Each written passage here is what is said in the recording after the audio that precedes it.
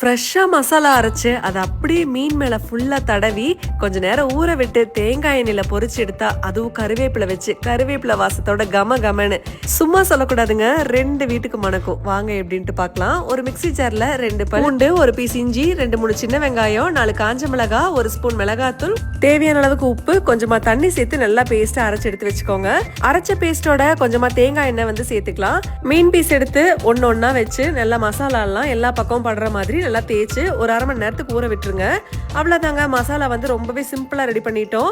ஒரு தோசைக்கல் வச்சுக்கோங்க, அதுல தேங்காய் எண்ணெய் தாராளமா சேர்த்துக்கலாம். இப்பவே வந்து கம கமன்னு வாசம் அடிக்கும். அது மேல அப்படியே அந்த மீன் பீஸ் வச்சுக்கலாங்க. ஃப்ரெஷ்ஷா மசாலா அரைச்சதுனால வாசம் வந்து ரொம்பவே ஃப்ரெஷ்ஷா இருக்கும். அந்த வாசத்தை இன்னும் கொஞ்சம் தூக்கலாக்குறதுக்கு 2 கருவேப்பிலை கொத்தை அப்படியே வச்சுக்கோங்க. அவ்வளவுதாங்க, முன்னாடி பின்னாடி திருப்பி போட்டு நல்லா மொறுன்னு வேக வச்சு எடுத்தோம் அப்படின்னா சூப்பரா மீன் வந்து ரெடி ஆகிடுச்சு.